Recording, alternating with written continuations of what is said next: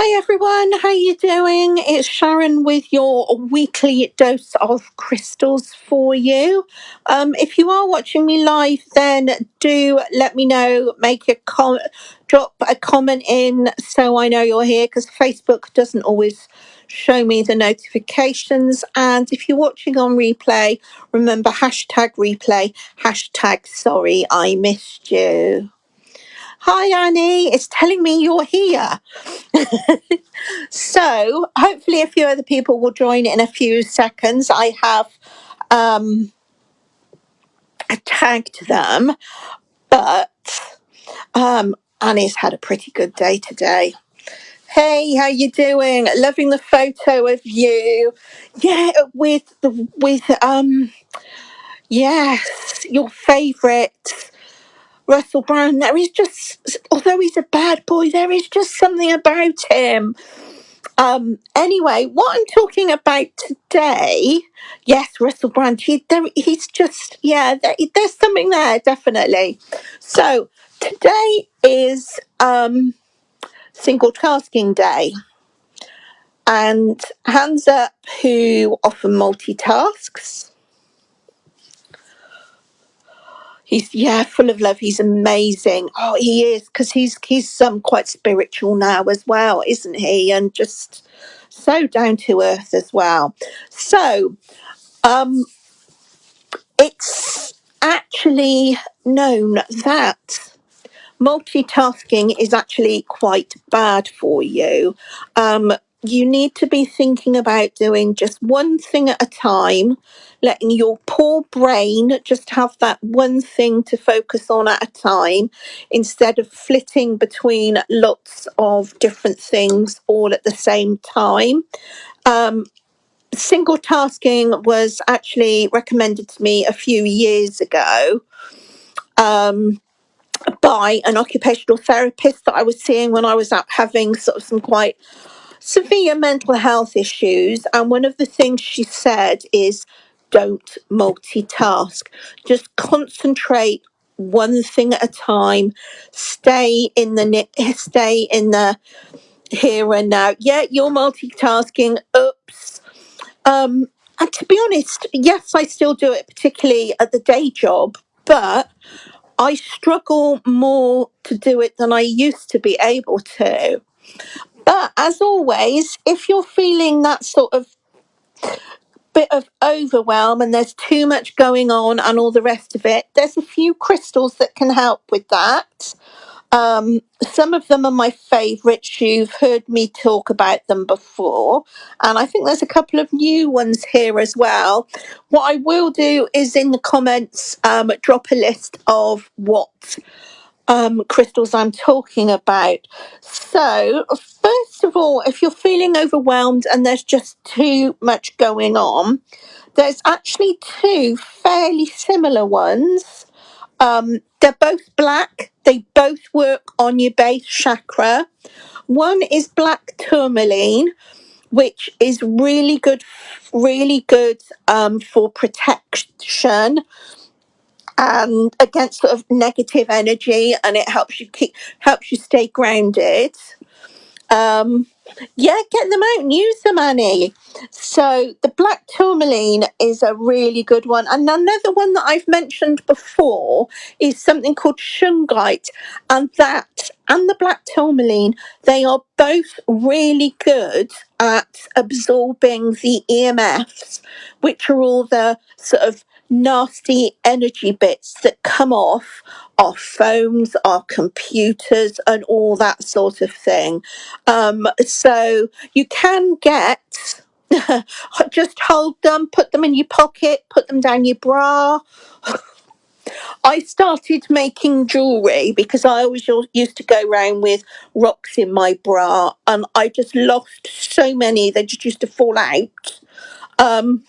That that's when I started, popping them in jewellery. Another good one, Annie, is there something called a thumbstone or a worry stone? And I think I've actually dropped mine on the floor, and it's almost spoon shaped, and you can just sit and fiddle with it.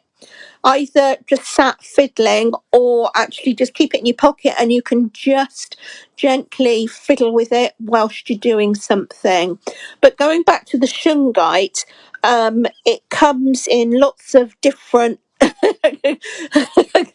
stones. I think the most embarrassing was when a friend of mine at work followed me up the stairs, came into my office and said, Sharon, I think you've dropped something. And there he was with my crystal in his hand.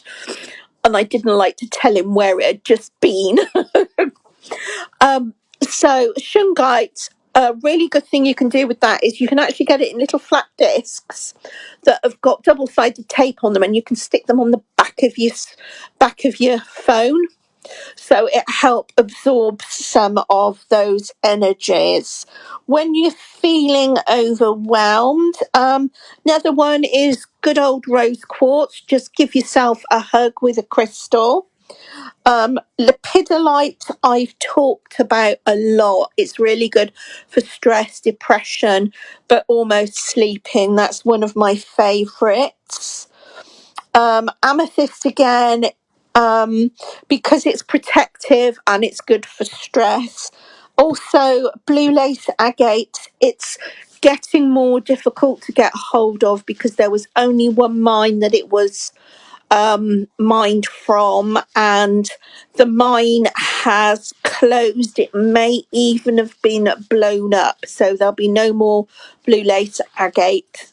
But if you can get some, it's a really gentle, relaxing stone. Now, if you're like me and your mind does flit around to lots of different places, another few for helping with your concentration and particularly your productivity is malachite. That's a very bright green and it's got all these patterns in it. It's really, really good. Helps us get rid of the stuff that no longer serves us and lets sort of fresh ideas come to the surface. So it's really good at getting rid of that sort of some of those stale ideas and boosting a bit of creativity. Green aventurine, again, because it's based around the heart chakra, it sort of makes you more open to sort of receiving and attracting prosperity into your life. Smoky quartz. Again, this is another crystal that people tend to forget about, and it's really underrated, but is such a great crystal. It grounds you, but it does it in a really sort of calm and gentle way. And takes away anxiety and things that are going around it. So I love smoky quartz, and often I'm like, oh, I don't know if I've used that lately. I really should get that one out. So that would be on my sort of top list of crystals to use.